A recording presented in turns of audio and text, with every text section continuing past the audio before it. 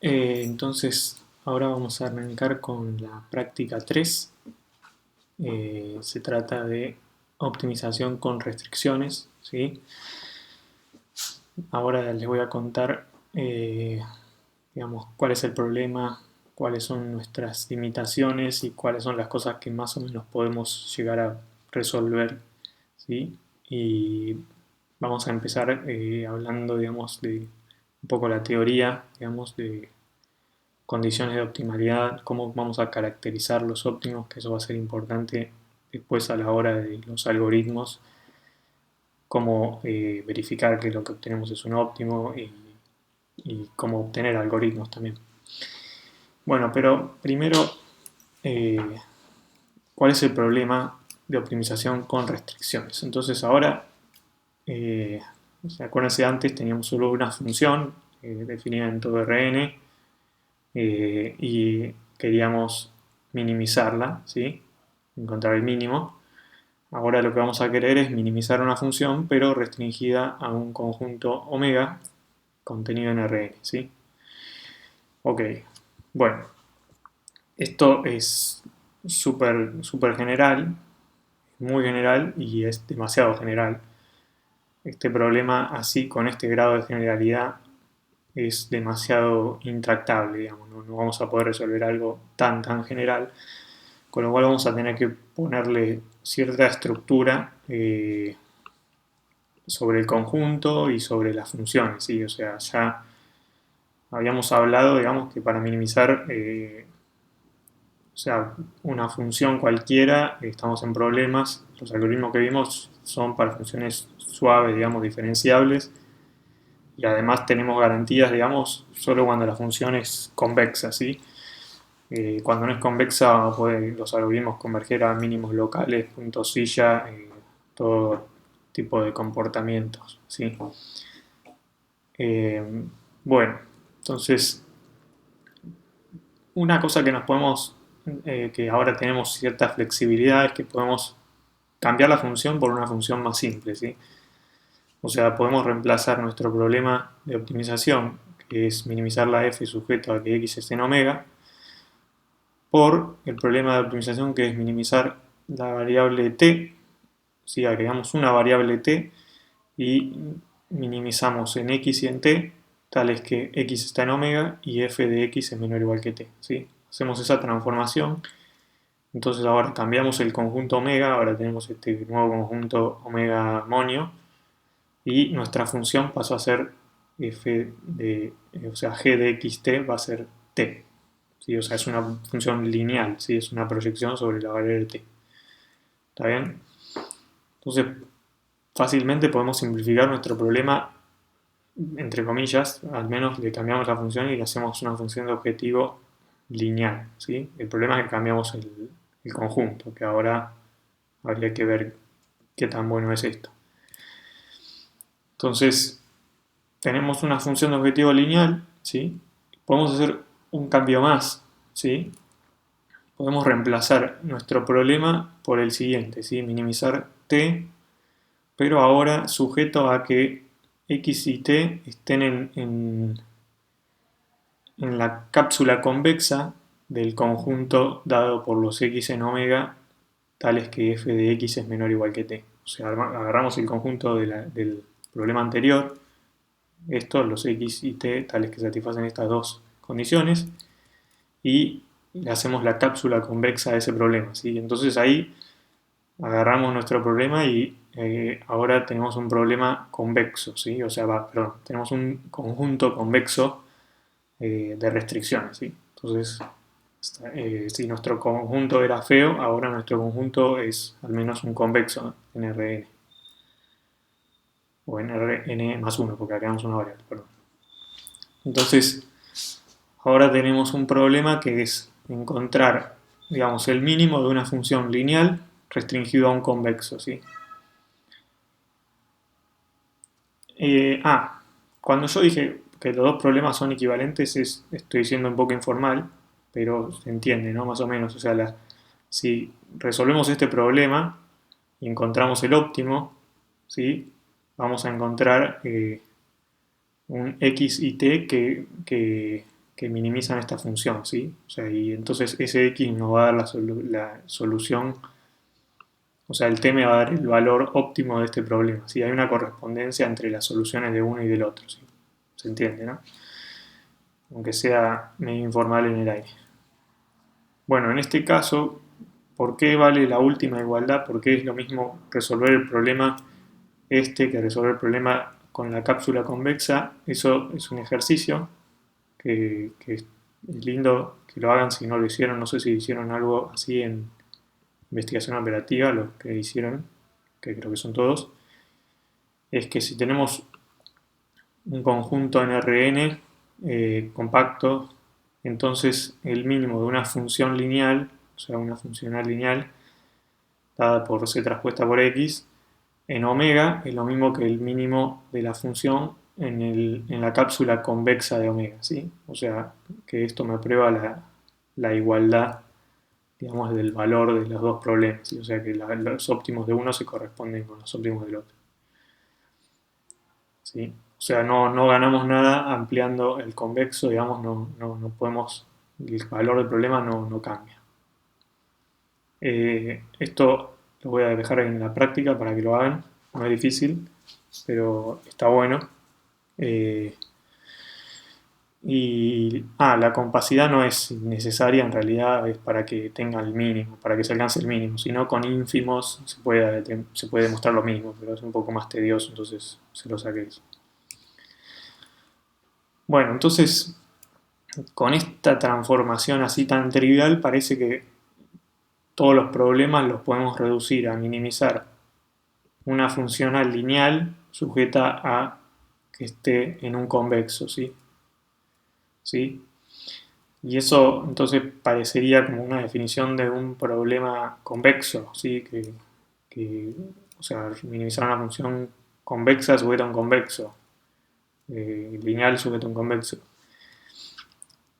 La trampa está en que el problema, así como está planteado, involucra a una cápsula convexa y la cápsula convexa es para nada explícita, ¿sí? Entonces, resolver este problema, digamos, no va a ser trivial porque nunca no va a ser para nada fácil calcular esta cápsula convexa, ¿sí? Explícitamente, de alguna forma para poder resolverlo, ¿sí? O sea, no tenemos una forma eficiente de describir la cápsula convexa de un conjunto así y tampoco de conjuntos incluso pequeños, finitos, digamos. Y si no podemos describir la cápsula convexa de alguna forma copada, que yo le dije acá, por ejemplo, como un conjunto de desigualdades de funciones f sub 1, f sub k menores o iguales que 0, que sean convexas, entonces no vamos a tener algoritmos eficientes para resolver estos problemas. Entonces, les dejo un ejemplo que está bueno, que quizás vamos a tratar en la parte de optimización combinatoria, digamos, si hacemos algo de esto al final. Es este problema, digamos, tenemos que minimizar esta función lineal menos esta suma de los xy, sujeto a que xy al cuadrado menos xy igual a 0 para todo i igual a 1 hasta n, y xy por xj igual a 0 para todo ij en e, que es un conjunto en 1n al cuadrado, ¿sí? Entonces, este problema viene de un grafo que tiene n vértices, que los numeramos del 1 al n. Entonces, y las variables, fíjense que la condición que le estamos pidiendo acá, xy al cuadrado menos xy igual a 0, eso me fuerza a que xy sea 1 o 0, ¿sí? O sea, es un problema cuyas variables toman valor 0 o 1, ¿sí? Y la condición, esta segunda condición, lo que me dice es que si tengo dos vértices del grafo que están unidos por un eje, entonces no pueden estar los dos en el conjunto en el que estoy eligiendo, ¿sí? Porque, o sea, lo que me está pidiendo esto es que no pueden estar los dos vértices, digamos, no puedo pintar los dos de color, ¿sí? O sea, no puedo pintar el i y el j como uno, no puedo elegir los dos si son, vecinos, digamos, si uno está al lado del otro. Entonces, este problema es un problema combinatorio cuya solución, digamos, es llamado el número de estabilidad del grafo. También se le suele decir el máximo conjunto estable o independiente. O sea, un conjunto de vértices del grafo se dice independiente si no tiene, si ninguno de si sus vértices no son vecinos, digamos, ninguno. Entonces el máximo, el más grande en tamaño, va a ser solución de este problema, ¿está bien? Piensen un segundo. Bueno, entonces ese problema uno podría decir, bueno, tengo esta función lineal que es objetivo, y tengo estas restricciones, calculo la cápsula convexa de esto, y eso me va a dar un poliedro, digamos, porque van a ser, o sea, si fijan esto, van a ser finitos puntos, digamos, en Rn que van a satisfacer estas desigualdades, ¿sí? Porque son unos o ceros, los xy. Entonces agarran todos esos vértices que son finitos y hacen la cápsula convexa de eso, les queda un poliedro y entonces tiene un problema digamos, de programación lineal, ¿sí? O sea, función objetivo lineal sujeto a un poliedro que se puede dar por desigualdades lineales, a por x menor o igual que b. ¿Sí? El problema es que encontrar esas desigualdades no es posible, al menos de forma eficiente, ¿sí? O sea, el problema del máximo conjunto estable o independiente de un grafo es un problema que se sabe que es NP-hard, ¿sí? O sea, que no hay ningún algoritmo en tiempo polinomial para resolverlo, salvo que P sea igual a NP, ¿sí? Cosa que hasta hoy en día no se sabe y nadie cree, bueno, la mayoría de la gente no cree que sea cierta. Entonces, digamos, no, digamos, resolver un problema de programación lineal, digamos, o sea, si uno tuviera esto descripto de forma eficiente, después resolver el problema de programación lineal, uno lo puede resolver en tiempo polinomial. ¿Sí? Hay algoritmos que también probablemente vayamos a ver para resolver el problema de programación lineal en tiempo polinomial, ¿sí? Algoritmos de interior point. O sea, ustedes vieron en optimización, perdón, en investigación operativa, el algoritmo simplex. No sé si vieron el algoritmo de Karkamar, que es interior point y que es el primer algoritmo polinomial eficiente para LP, digamos.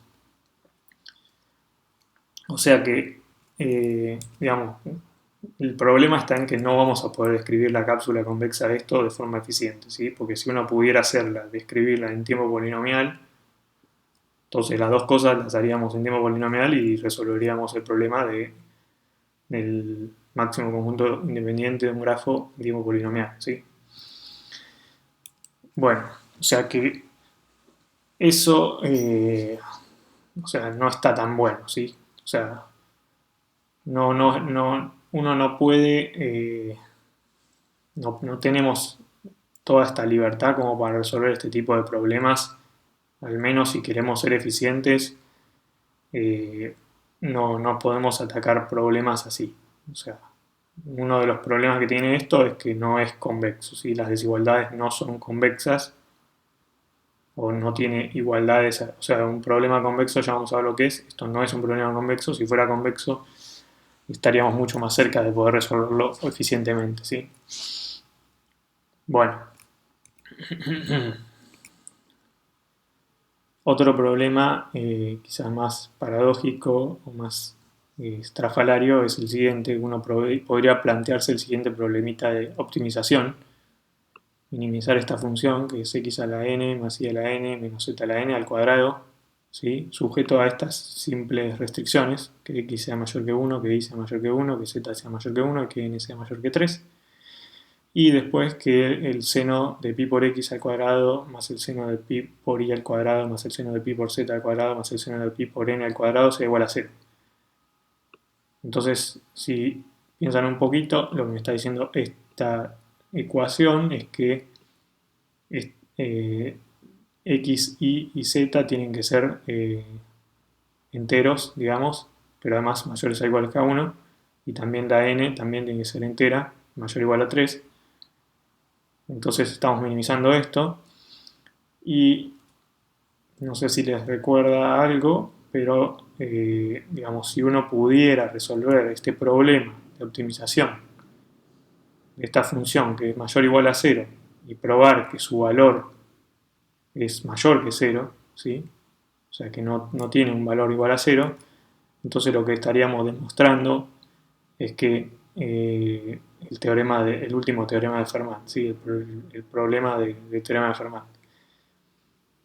Yo no estoy diciendo que esta sea una forma copada de atacar el problema de optimización el problema del último teorema de Fermat para nada, sino que, o sea, en general hay problemas de optimización que parecen muy simples, digamos, desigualdades súper simples, que a veces son engañosas, digamos, porque después el problema suele ser súper complicado y no hay ninguna chance de poder resolverlo de una forma eficiente con los métodos que vamos a ver, ¿sí? O sea, gran parte del trabajo en optimización está en